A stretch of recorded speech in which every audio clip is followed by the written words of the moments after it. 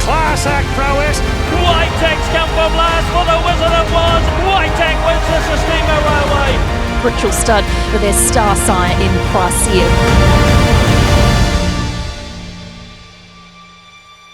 When you take a stallion on, you always are secretly hopeful that they'll end up champion stallion. It very rarely happens, so it's been a phenomenal ride with Proisir the last few years, and obviously the crowning glory was being crowned champion stallion, and not only that, with record earnings of becoming the first stallion in New Zealand history to sire earnings over 4 million domestically. He also made his mark big time in Australia with Proisir winning the Vinery Stakes over 2,000 metres. Proisir moved up now, takes the lead in the Vinery Stud Stakes, and she's a class act, pulling right away Proisir to win it by 3.5. Levante performing at Group 1 level over 1,200 and Legato winning a Group 1 mile. Attrition, stride for stride, attrition just in front. The filly Legato is driving up them and got up. The filly, the Kiwi, Legato. All in all, it was an absolutely phenomenal year for Proisir. It really has been a dream ride to have the stallion on the property and what he's achieved off relatively modest service fee. Proisir was a very talented racehorse, make no mistake. He was placed in a couple of Group 1s behind Dundeel in an extremely strong year of 3-year-olds that included the likes of Piero, All Too Hard. It was one of the great Australian crops. He showed true Group 1 ability, and that's what appealed to me so much as getting him as a stallion prospect. I remember Proisir as a racehorse, and he was a very, very good miler. Have a look at his early form. Not many horses can do what Proisir did in his early form.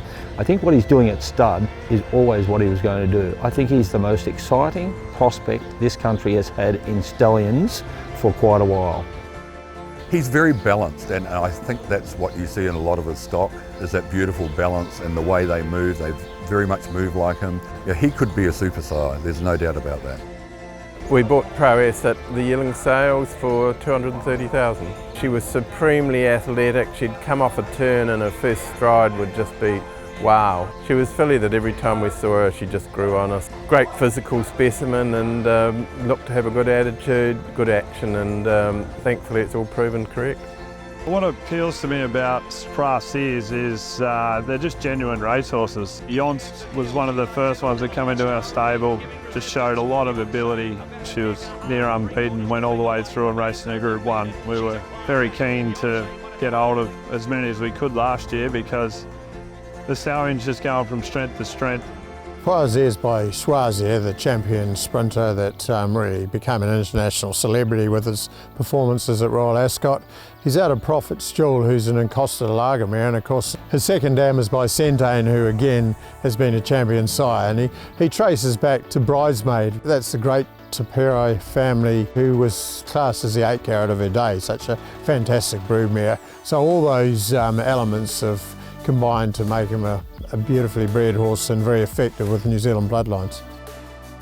He's left 30 stakes horses, and from those stakes horses 5 have been Group 1 winners. We know he was the leading sire of Group 1 winners in Australasia last season, and 7 individuals are Group 1 placed. So a phenomenal record. We saw it at Karaka last year where he got 100% clearance and he averaged almost 200,000. So again, that just puts them commercially now at an extremely high level.